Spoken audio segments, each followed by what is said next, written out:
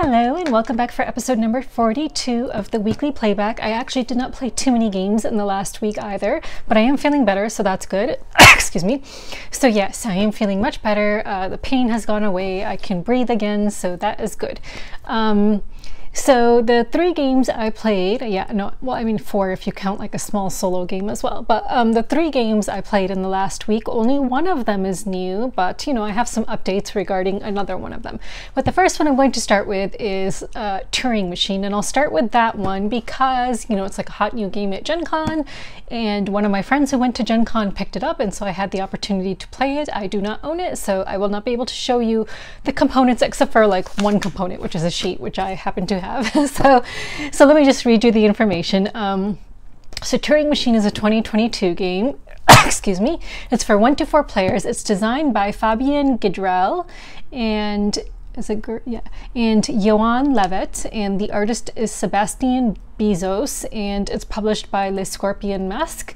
Yeah, it's a deduction game. Under category, it also says spies and secret agents. I guess, you know, you don't get that from when you're playing the game, but, you know, I know the history of, I believe his name was Alan Turing, right? So I watched that one movie with Keira Knightley in it. I believe she was in that movie. I really liked that movie. It was a really, really good movie. And then I became obsessed and wanted to learn more about him. So I started doing a lot of reading about Turing after I watched that movie years and years ago. But yeah, but from the game, you don't get any kind of like feeling of it being a spy or a secret agent game. It like doesn't come through in the game. So in this game, I'm going to be throwing up a lot of pictures. Like I said, I don't have the components in front of me to show you guys, but it's at first it can be a little bit confusing. So you're going to have this, let me count how many sides it is. 1, 2, 3, 4, so 4, 5, 6. So you're going to have a hexagon, and from the hexagon, you're going to have a certain number of cards, and those cards, you know, so it can go all the way from E to F, I believe. A, B, C, D, E, F, yeah.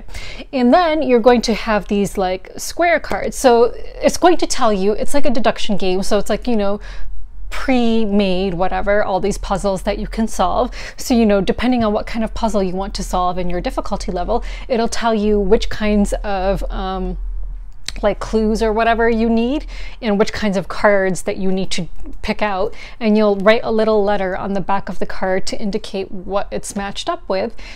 And so you're going to, on your turn, you're going to select a sequence. So you're trying to test out all these different sequences, and you're trying to find out which is the correct sequence. So you're going to have blue, yellow, and purple, and each number there's a card you can select numbered 1 through 5, and you might be able to select, you can select all 1s if you wanted to, all 5s, or you can mix and match as you please. And in each round you're going to test the sequence that you chose. And how you test the sequence is you're going to pick up the square card that is underneath the like clue that you're trying to satisfy. Like there's like, you know, an example of a clue might be blue and yellow total, you know, blue and yellow sum compared to 6. And then on the bottom it's going to say blue and yellow totaled equals less than 6, blue and yellow totaled equals exactly 6, blue and yellow totaled is greater than 6.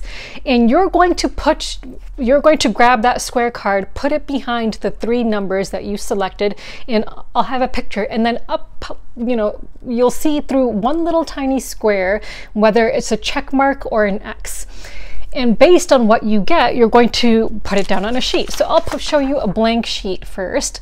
So you're going to write your number sequence that you selected. So for example, I'll show you one that I've completed. So in this one, the first sequence I tested was 225. So I wrote that there.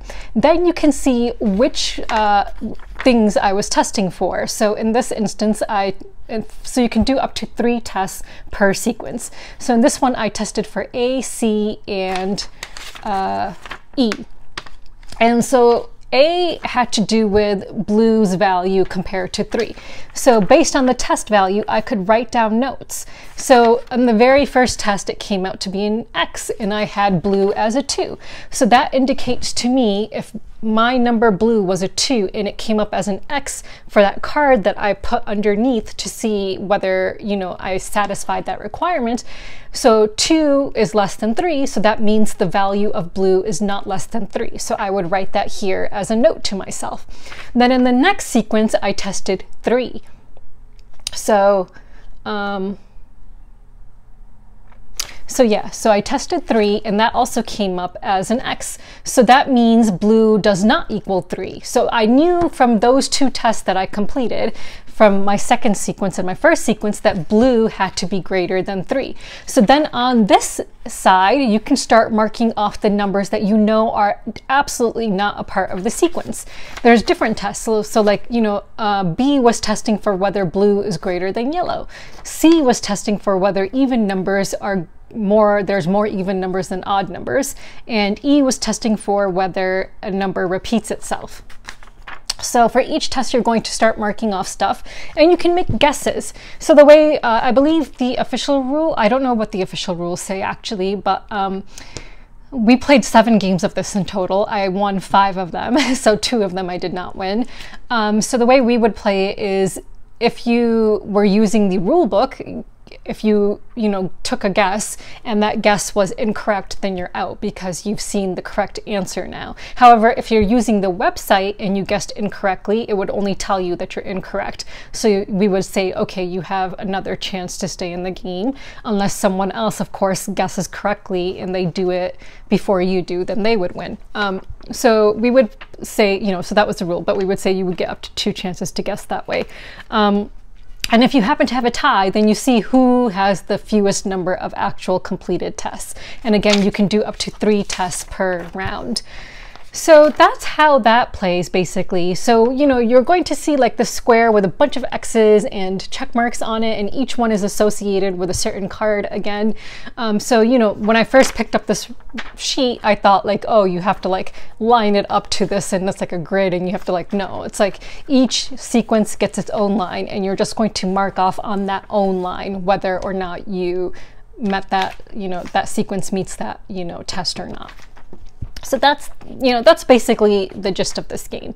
So again, it's very much a puzzly game. You're not really interacting with anyone.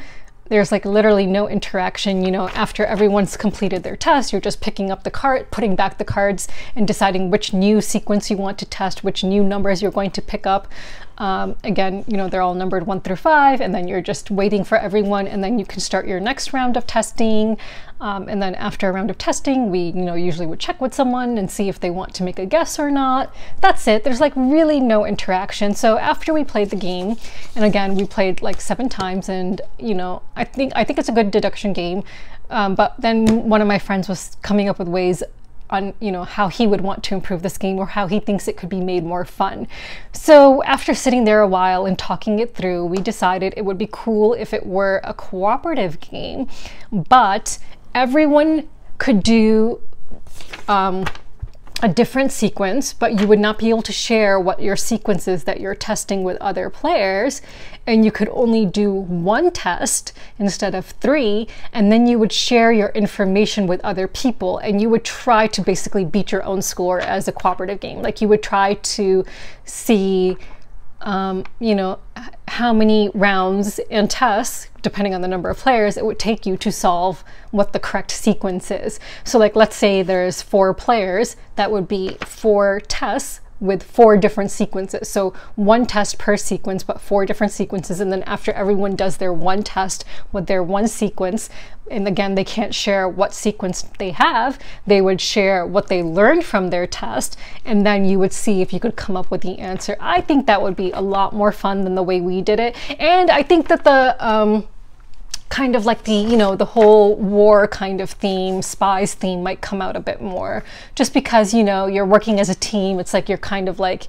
on the same side, like the same side of a war, and you're working against the enemy, which in this case would be the clock. So, or, you want to beat your own score. So I feel like that would evoke more of a theme if you did it cooperatively, because again, individually, there is no like player interaction and no theme really. It's just deduction. It's like pure deduction. It's just, trying to figure out what the correct sequence is.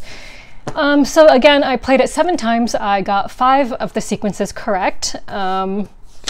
The one I did not get correct was like the hardest level we did, and I did not understand what the card was saying at all, and it was a bit confusing, so I would like to play it again at the hardest level. But really, that's the Turing Machine. So, you know, it's a cool box. The box has like these cutouts for the letters.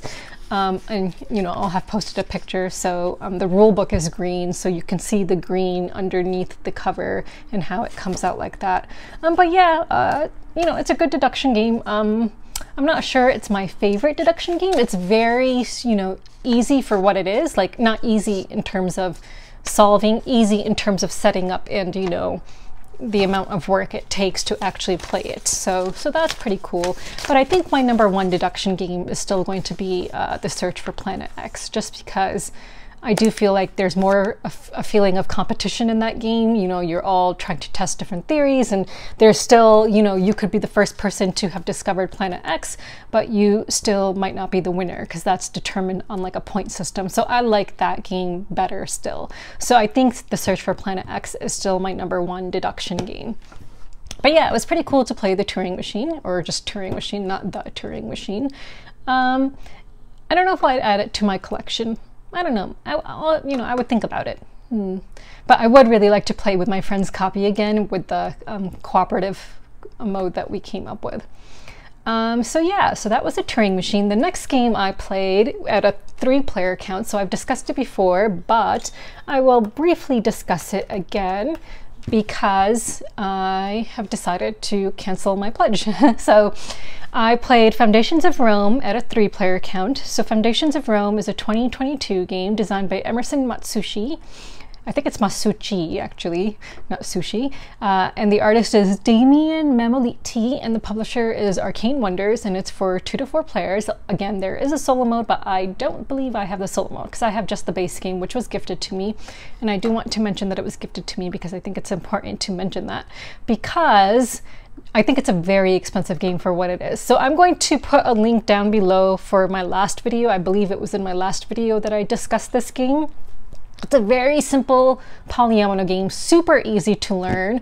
And honestly, after playing it a second time and playing it at 3 players, I just don't think it's worth the money, to be honest. Like, I really do believe that the reason this game is so hyped is because of the buildings. You know, it's very overproduced, I guess is the word I'm looking for.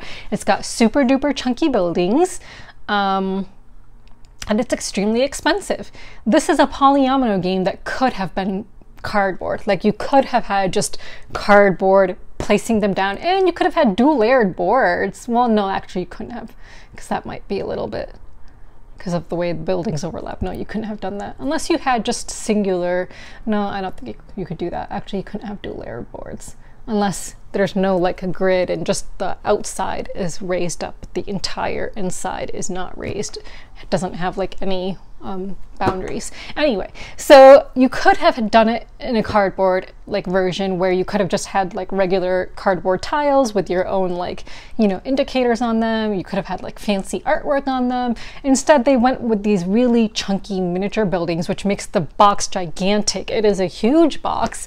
Like, one of the friends I played with had never heard of Foundations of Rome, and when I pulled out this box, he was like, whoa, like, what is this? Like, it's huge, right? But it's very expensive, and I just don't think the gameplay that you get out of it is worth the price.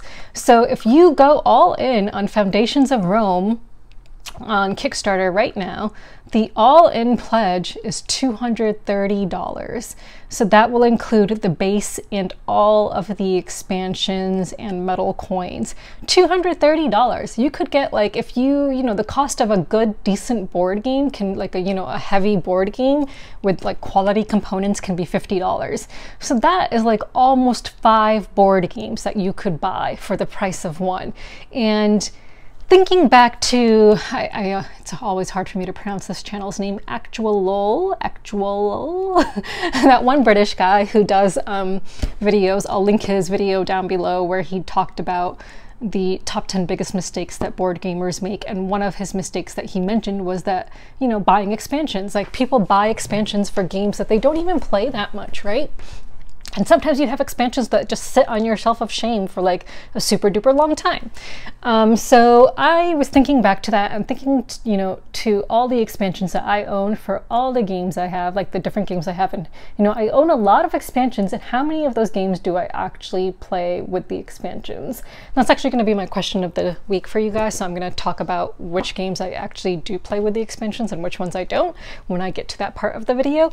But yeah, so just thinking about actual Lol's video and, you know, thinking about how much money I've spent on expansions that I don't play with. And, you know, for a game like this that is very simple, that I feel doesn't have more depth than some other polyomino game I have. Like, I would, you know, if I were looking for a polyomino game that I feel like presents a challenge that is fun, is thematic, I would reach for the Grand Carnival, which is like, I think, my favorite polyomino game. So that's what I would reach for. I'm not going to reach for Foundations of Rome. I think the only reason one would reach for this game, or I would reach for it, is like if I'm just, you know, if I'm craving a game with like mega table presence with like, you know, but even then, I mean, So yeah, so I canceled my pledge for the expansions. I have just the base game. I don't even have the Monuments expansion. There's just so many other games to be played and so many other polyomino games that I think present a bigger challenge to me and I think are more interesting. And honestly, I don't think people would be as hyped for this game if the buildings were not big and chunky and if it wasn't overproduced. So I canceled my pledge and I feel good about it after playing it at a 3-player game. So I'm glad I played a 3-player game and that I can feel confident in my decision to have canceled my pledge, because it is a lot of money and I can't afford it right now. So anyway, and maybe someday if I can afford it, you know, if I'm at a convention and they're selling it, maybe I'll try the expansions and see what it adds to the game. But right now I just don't need it. So I'm not, you know, I'm fine with my decision. So yeah, so that was Foundations of Rome. The third game I played, which I've played once before, but I've shown it to you guys now. I've talked about it now twice because I talked about it once when I didn't have it in my possession, is Libertalia, The Winds of Galecrest. So I finally got to play with my new copy. So this is a 2022 game. It is for 1 to 6 players. It is designed by Paolo Mori, and the artist for this edition is Lamaro Smith, and it's published by Stonemaier Games. I would never play this solo. I just, you know, I can't imagine what it plays like as a solo game. I just don't know if it would be as fun. But, you know, I've talked about it a bit before, but basically, you know, I'll try to do it very briefly here. So you're going to have this board. There are 2 different sides to the board, because like one is a more friendly side and one is a more like difficult, like, you know, challenging or like, you know, take that kind of side, I guess, where you can impact other players a bit more, I think. So I think you can do that with the stormy side. Well, I don't know. Okay, so yeah, I guess, you know, you can just pick which side looks better to you or that you're in the mood for. So yeah, so in this game, each player, one person is going to shuffle. So you're going to have a bunch of different character cards. So let me just show you the character cards. I really love the animals in this game. I think there's 1 human in this deck though, if I remember correctly. So these cards are numbered 1 through 40. One person is going to shuffle all of their cards, and this game takes place over 3 voyages, and there's a certain number of days in each voyage. And on these days on the board, you're going to have loot tokens, and the loot tokens will give you, you know, different things. So you are also, so one person's going to shuffle all of their cards and draw 6 cards. And then in day 1, you're going to have in voyage 1, you're going to have 4 days, and you're going to put out as many loot tokens as there are the number of players on each day. You're going to have some reputation markers here, and at the beginning of each voyage, you'll collect money according to what your reputation is. The lower your reputation, the more money you will collect.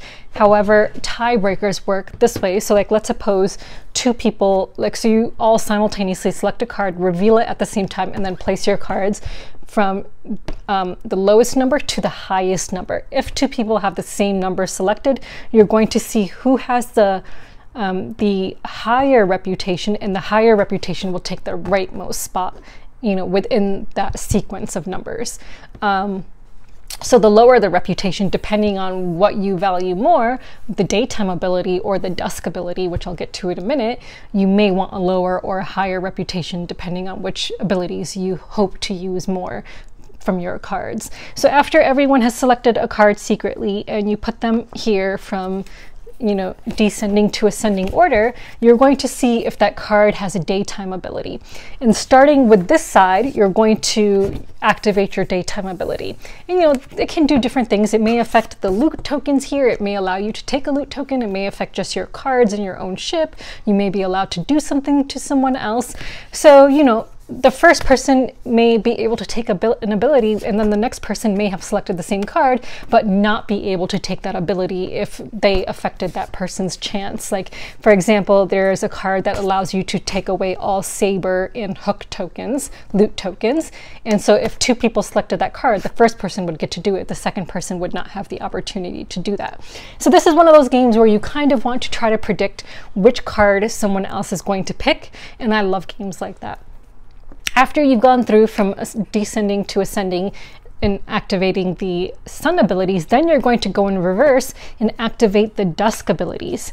So there are a couple cards, not a lot, that have a dusk ability. So starting with this way, you're then going to activate a dusk ability from your character, and you will also get to take a loot token starting from this side from the current day.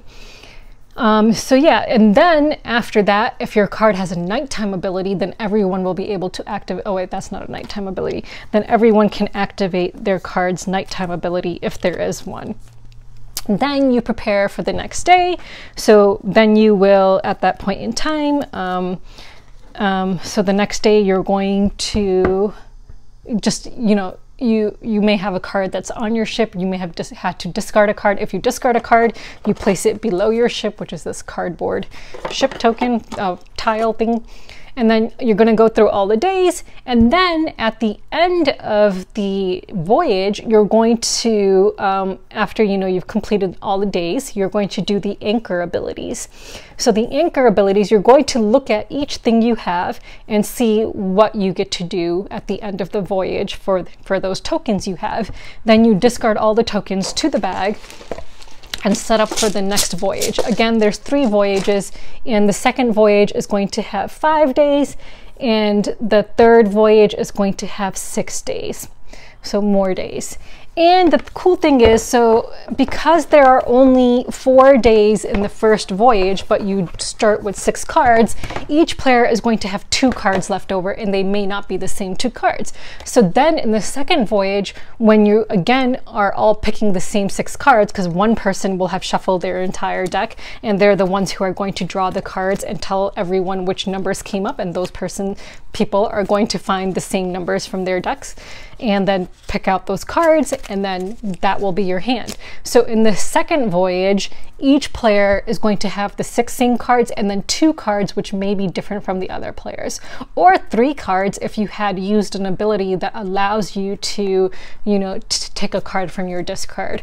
Yeah, so it's a really cool game, and I like it because as you go on, you know, you end up having cards which the other players don't, depending on whether or not you use them. And so it just makes the game a little bit more interesting, because while you can try to predict what someone might use because you have 6 of the same cards, there's always going to be a little bit of an element of surprise because people are going to have a couple cards which are different from everyone else. It's a really fun game. So if you happen to collect money during the game, it comes with these cardboard tokens. I actually have my Merchants of the Dark Road coins in here. So if you collect money during a voyage, you put it in front of you, but then at the end of a voyage, you're going to adjust your own chest, because money that is in the chest at the end of a voyage cannot be taken away from you. So it's not money you can spend or that anyone can take away from you. And then whoever has the most money at the end of 3 voyages will win this game.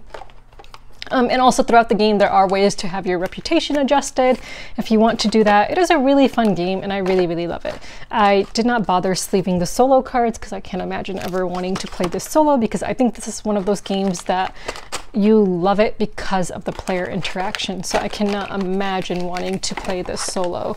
Even if, you know, a solo simulates like player interaction, it's just not the same as playing with actual humans and, you know, having all that joking around and, you know, just, you know, kind of like, you know, table talk with people, like trash talking them while you're playing and stuff, which, you know, me and my friends like to do. So anyway, let me show you some of the tokens. The tokens are really nice. I think I'm missing a yellow color or something. Yeah. So these are the different tokens. So really nice components, really great fun game. I love this game. I'm so glad that someone had brought it to game night one time, and I, you know, realized that this is like seriously like my kind of game, and I was able to get a review copy of it. So yeah, I really, really love this game. And if you like games where I feel like there is player interaction and, you know, mind games going on, I think you would really enjoy this. If you're playing a 2-player game, I believe you have to add this kind of extension to the board.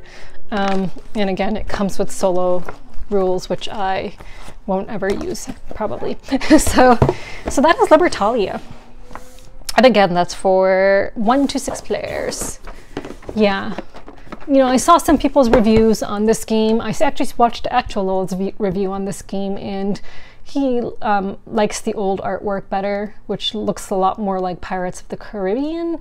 This actually takes place in the sky, not in the sea. So it's like sky pirates, but I don't care. I actually really like the artwork. I actually really, really love it. I think, you know, it's like fresh. It's like, you know, different. I like the animals. You know, animal pirates. I just think that's cool. I just really, really like it. So yeah, so that was Libertalia.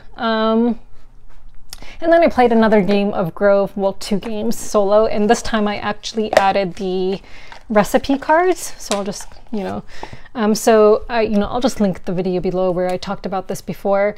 But if you add recipe cards, then at the beginning of the game, you're just going to select 2 randomly, and you're going to total those 2 numbers in the corner, and that is what you're trying to beat for your score. And the recipe cards may give you bonus points if you complete what's on them. So like this one, if you placed an orange die on your first turn, you'll get a bonus of 1 point. And then this one is fruit punch. Lowest scoring fruit scores double, bonus times 2 before bonuses. So, you know, all these different recipes do different things. I wonder, you know, again, I'm always amazed at how designers design games, but I like really wonder like how they came up with the numbers in the corner and how they decided like this is the minimum score you need to, you know, try and beat. Like I really wonder if they have like some kind of a computer program that does that for them. Like I'm just very curious how games like that get, you know, designed. So yeah, if someone knows, that would be awesome to learn. So I'm just going to move on. So I haven't received any games recently, but I will be in the next like week or 2. I'm going to be receiving 2 games that I'll be covering for their Kickstarter, but right now I don't have anything to show. I actually am supposed to be receiving Don't Go In There from the same publisher as Canvas, which I had backed, but I had it delivered to my mom's house and I haven't had a chance to pick it up yet. So games I am culling, there's going to be a lot, so I guess I could talk about one thing here. So you guys might have heard the news that Board Game Geek is ending its Geek Market, and that includes both the classic and the new edition that they had launched in beta mode, which I had discussed in my last video, or second to last video, I think. So yeah, Geek Market is going away. I am, you know, like, oh crap, like where am I going to sell my games? On Facebook, I guess. And you know, I guess I can try to sell them locally. You know, I feel like people around here locally don't buy as many games as I do, so I'm not sure I'll have much luck with that. I guess at PAX Unplugged I can try to sell some. Actually, I don't know if they'll do the whole like trading selling thread for conventions anymore, if they're getting rid of BGG Market. I actually don't know. But yeah, I am going to have a lot of games to sell, and I'll discuss why in a few minutes towards another section of my video. But yeah, I gotta figure out a new place to sell games. So if you know, I would love to know where you sell your games. You know, where do you get the best bang for your buck in selling games? Is it online? Is it locally? Like, how do you sell your games? I would really love to know, especially since BGG Market is going away. Yeah, I know that the Board Game Nexus is going to try to implement maybe a selling marketplace. I think they're going to test it out and see how it goes. So I hope it works well and that they actually do that. So that would be really good for the Board Game Nexus website, actually.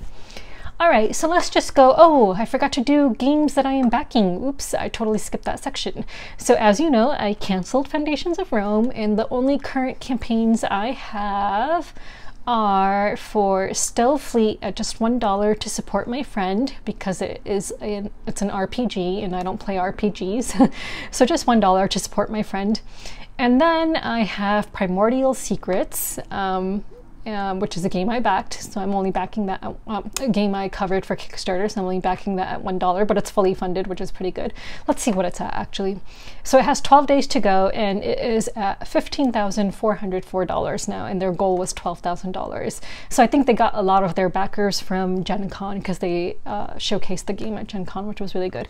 Moonraker's Titan at $1, and that is at over $1.7 million now. Holy crap. About only 30 hours to go, so it's going to end on Saturday, August 13th at some point. And then of course I'm backing Sunshine City at $12, which is going to end today sometime. So by the time you see this, it won't be available anymore. So let's go to questions. Yeah, this is probably going to be a shorter video. So someone asked, what is my dream job in the industry? So, you know, I would love a job in the industry.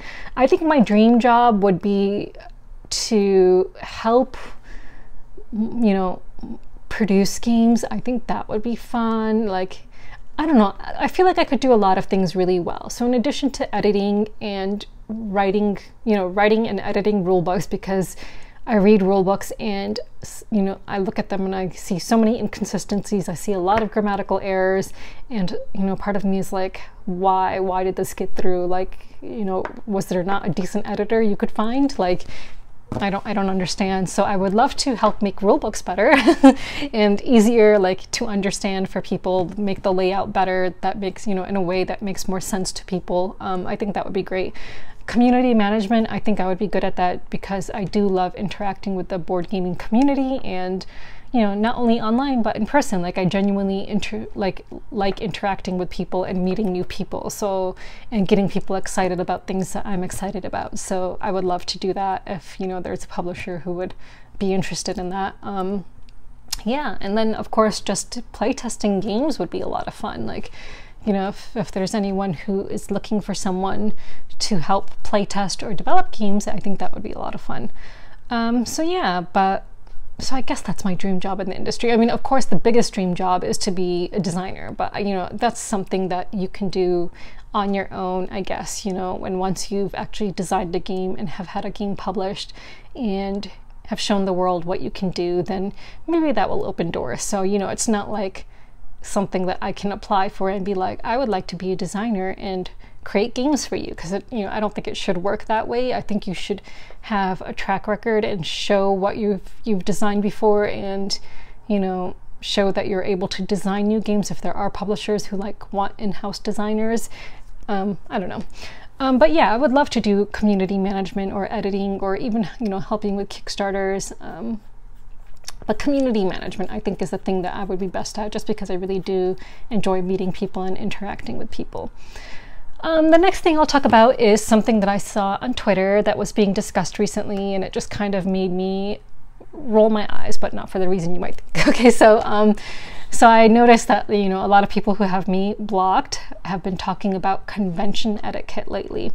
And the reason I noticed that is because, you know, if sometimes there's people who don't have me blocked, if they quote retweet something, you can see that something's been quote retweeted, but you can't see what that content is. So then, you know, I can go on a different account and find out what was being quote retweeted. Anyway, the point is, I saw that convention etiquette has been like a hot topic since Gen Con, because apparently there were some, you know, content creators who were behaving inappropriately by, you know, going up to publishers and not letting publishers, you know, give priority to non-content creators, like just gamers, like people who are actually there to learn games and buy games and play games. So not media people, not people who are trying to make some kind of a living or extra income, or just, you know, do content creation for whatever, for their own fun reasons, you know, not people like those.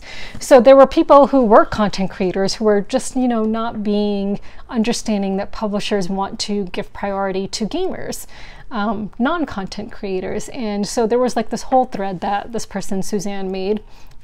Suzanne Sheldon, and if you guys know my history, you know that I don't like her. So, and you know, she has me blocked, but whatever. So she made this whole thread on etiquette, and you know, I actually agree with what she said. So there's a lot of what she said about how, as a content creator, you should behave at conventions, and I 100% agree. So just out of curiosity, I clicked on her tweet to see who liked that tweet that says, if you see a content creator speaking to someone, or you see a publisher, you know, you see a publisher speaking to someone, whether it's a gamer or another content creator, don't interrupt them. Like, let them finish talking. Like, wait, you know, wait as a proper person for your turn. Like, don't just barge in expecting that, you know, they should drop what they're doing to accommodate you and just start talking to you.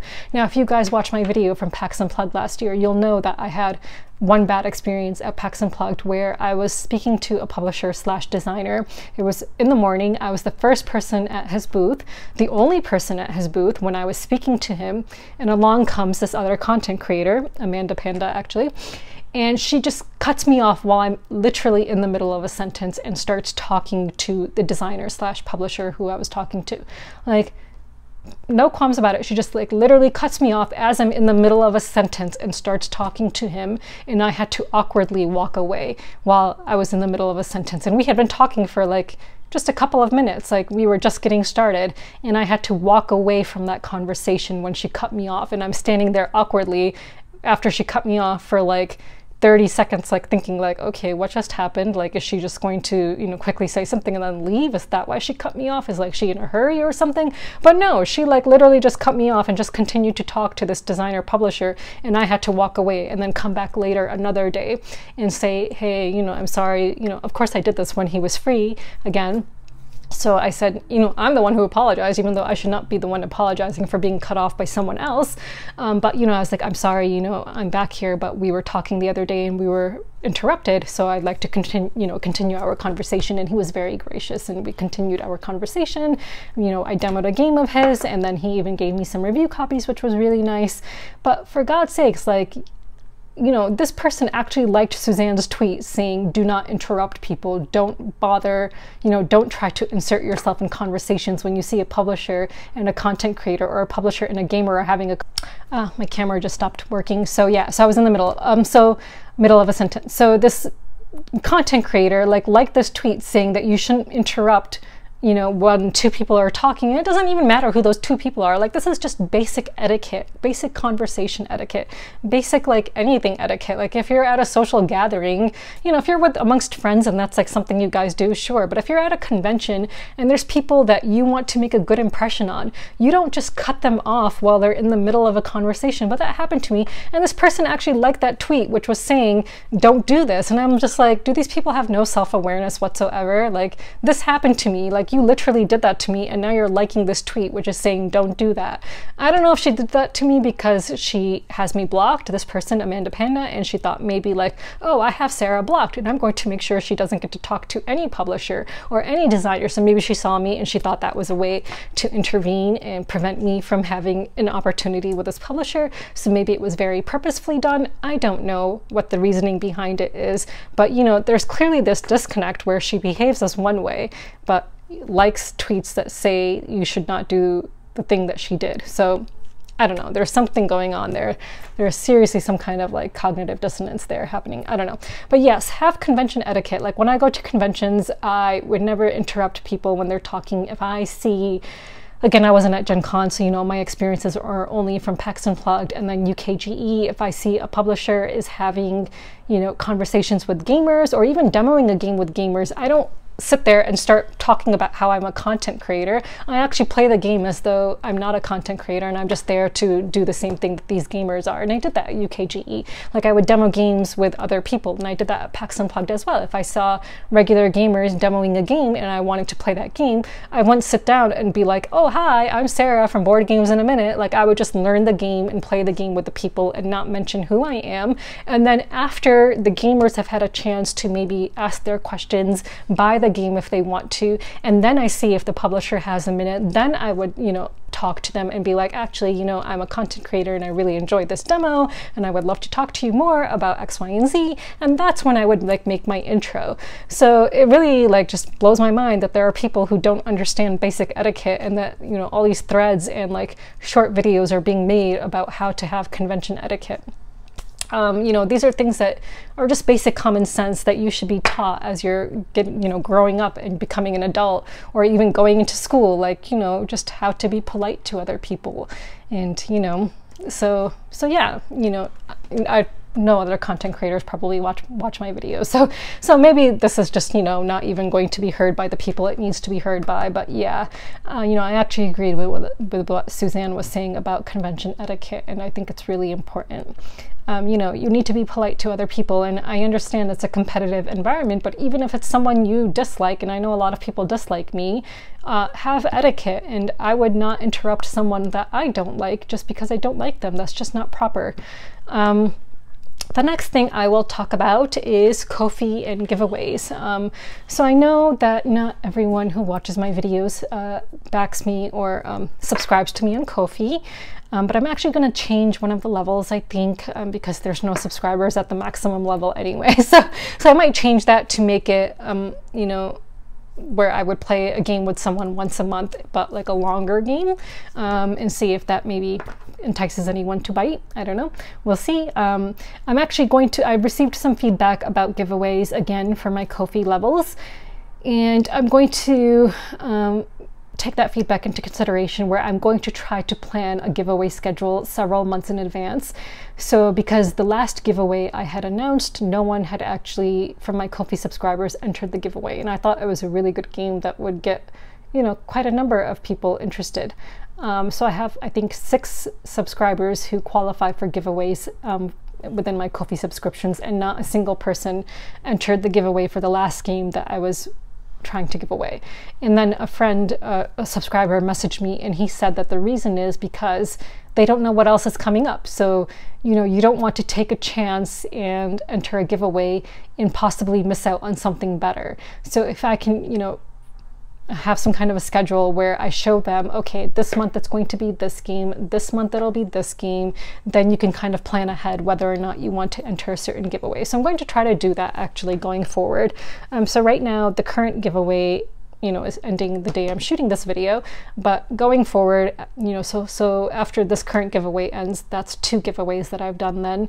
So I have currently 6 subscribers at the giveaway level, and I decided that you can only win a game again after everyone has had a chance to win a game. So, you know, so hopefully going forward, everyone will get a chance to enter for a game that they want to enter, and I'll try to create a schedule so people know what's coming up. So I think that's a good idea. So I'm going to try to do that.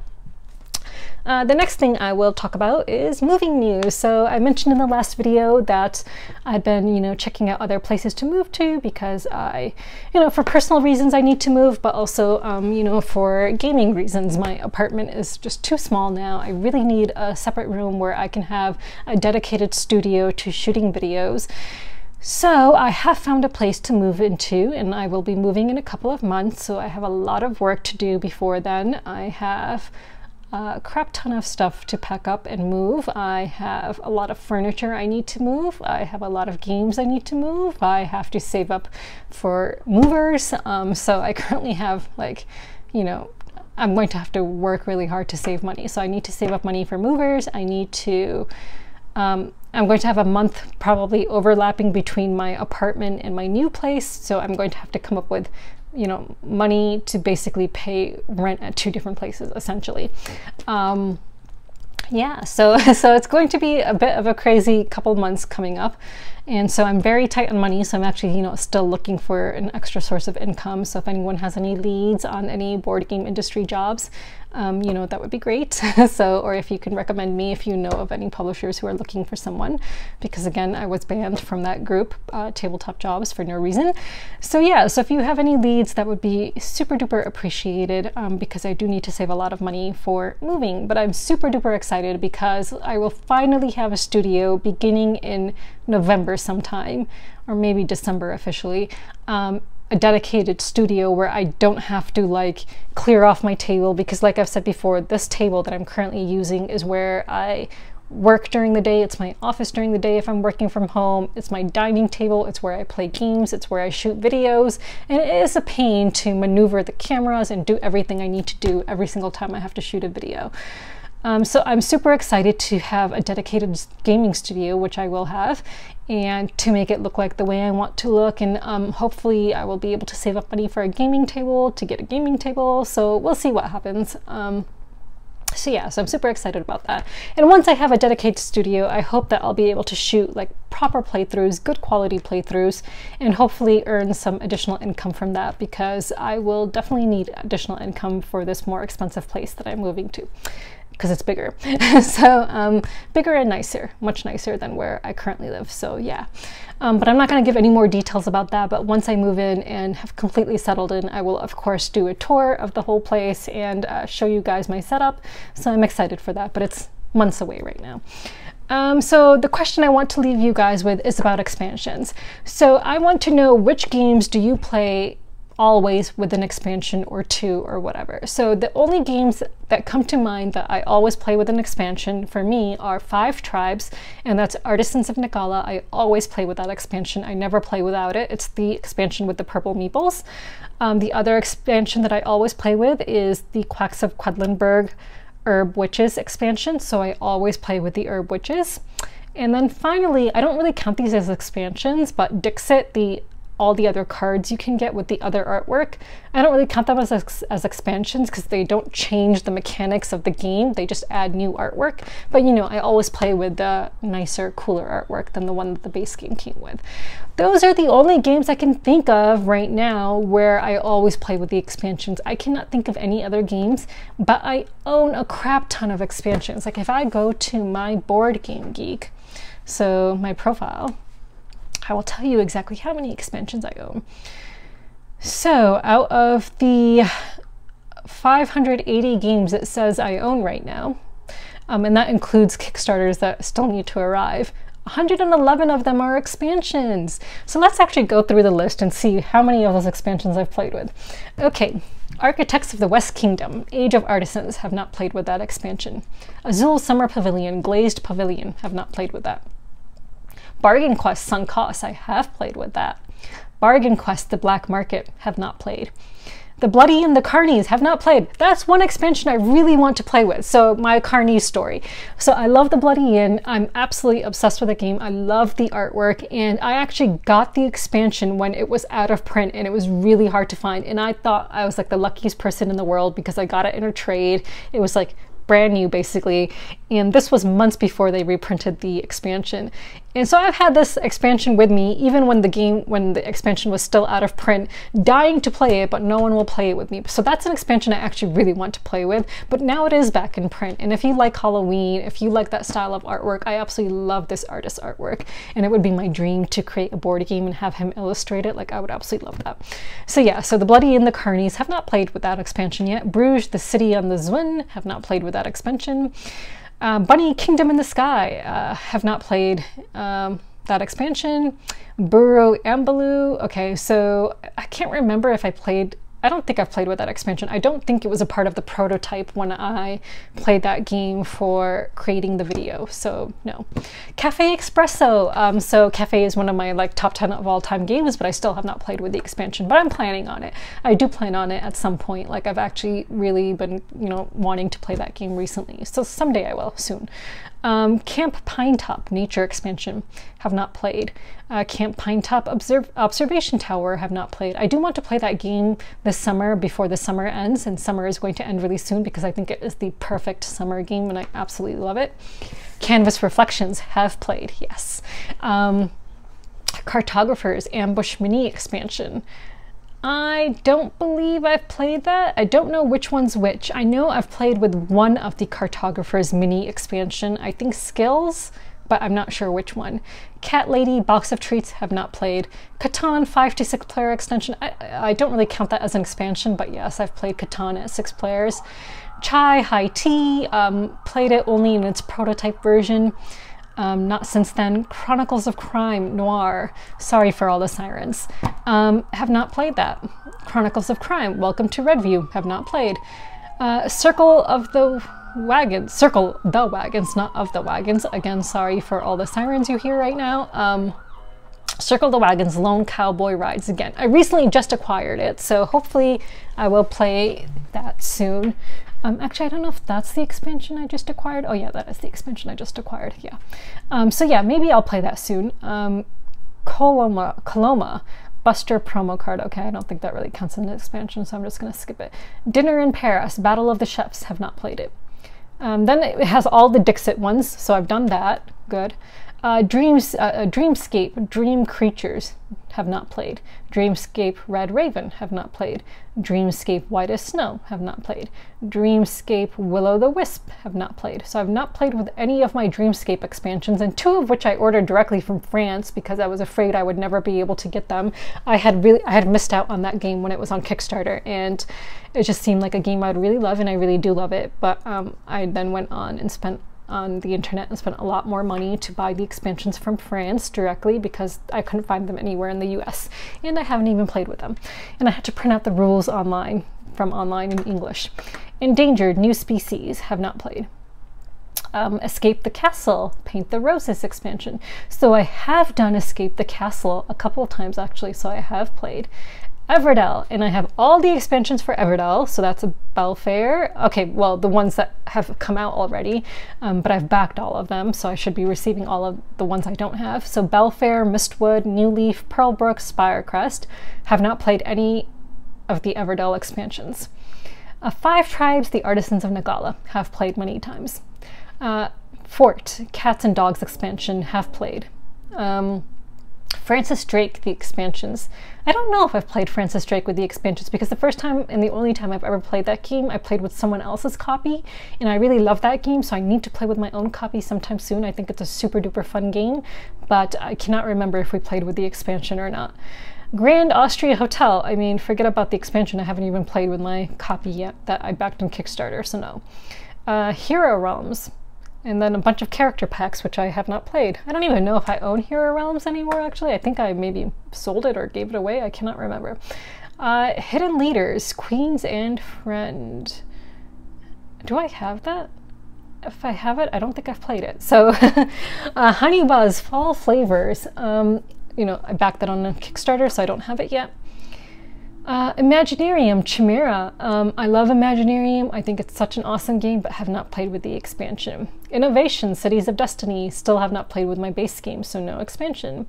The Isle of Cats. Have not played with my Boat Pack expansion.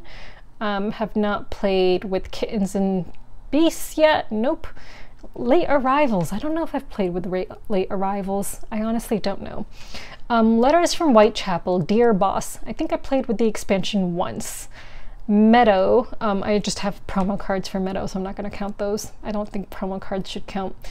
Merchant's Cove. Have not played any of my Merchant's Cove, so I backed the all-in on Kickstarter. I'm actually going to sell it. I don't think it's ever going to get played, to be honest. I'm considering selling all of it. So if you're watching this and you're interested in buying it, let me know. So I have not played with any of the expansions. Mooncake Master, limited edition customer cards. I think I've done that. Mr. Jack extension. I don't think so, no. Museum Pictura. Haven't even played with the base game, so forget about all the expansions I own, and I own all of them. Near and Far Amber Mines. I do not know if I've played with the expansion. I played Near and Far twice, but I can't remember if I played with the expansion. Nidavellir, Thingavellir. Have not played with the expansion. Obsession. Now this one's going to get me a lot of flack. So I love Obsession. I always say it's my #1 favorite game, but I still have not played with the Upstairs Downstairs expansion, and I will say the reason why is because every time I've ever played this game, there's always someone new playing it, and so we always opt out of playing with the Upstairs and Downstairs expansion so that the new person will not be overwhelmed. So someday I would love to play this game with people who have played it so that I can actually play with the Upstairs Downstairs expansion. Wessex just adds another family, so I don't really count that as an expansion, but yeah, we've played it. Paris Eiffel, have played. I love it. Paris is one of my favorite 2-player games. Parks Nightfall, have not played it. Petrichor Cows, have played. Petrichor Flowers, I think I've played with the Flowers expansion. And Honeybee, I think I've played with the Honeybee expansion, but I'm not sure 100% to be honest.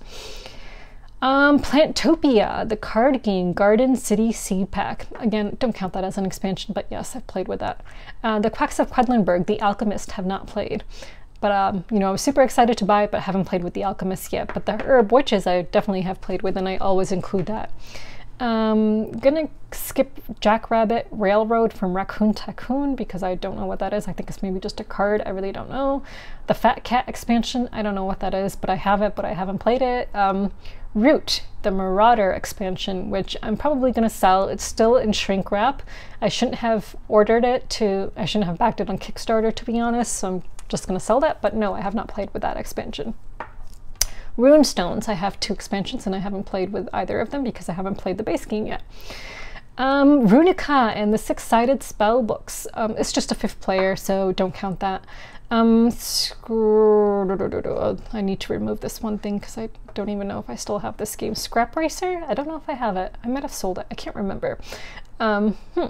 But no, I don't think I've played with the expansions. Shakespeare Backstage. I'm still needing to play the base game. Never played it. Shipwreck Arcana, Stars Below. I don't know what the expansion adds, but I have played Shipwreck Arcana a couple of times. It's a really great deduction game, but I'm not sure if I've played with the expansion.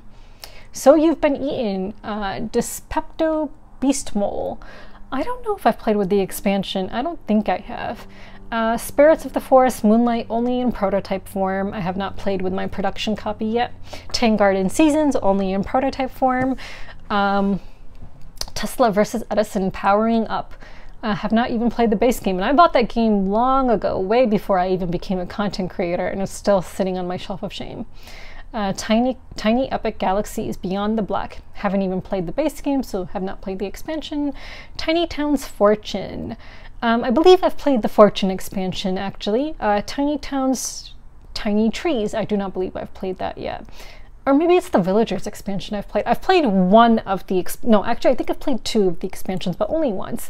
And I did that when I was playing the game online with some other, when they actually used to, you know, not be afraid to invite me on shows and stuff like that.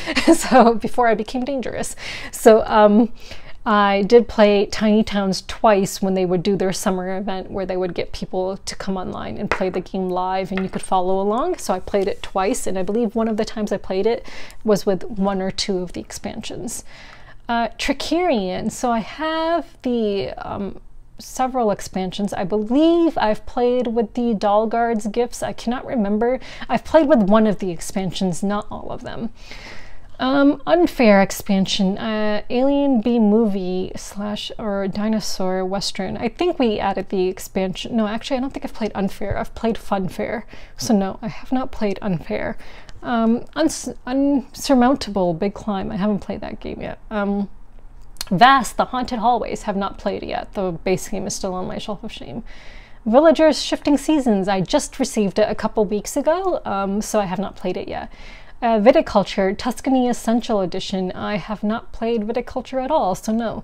War Chest, I have a couple expansions I haven't played because the base game is still on my shelf of shame. Welcome to, so I have a couple of the different maps. I think I've done all the maps actually, so that I've done, yay.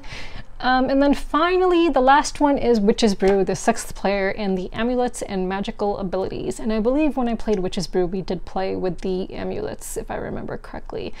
So there we go. That is all the expansions I own, and as you can see, the vast majority of them I've never played. So I'm pretty confident in my, feeling pretty good about my decision to cancel my pledge for the Foundations of Rome expansions. So please tell me if, which games are, which expansions are essential to you playing the game, like which game and which expansions. I would love to know. And are you like me where you have a crap ton of expansions just sitting on your shelf of shame? Yeah, I would love to know that too. All right, guys, until next week, bye.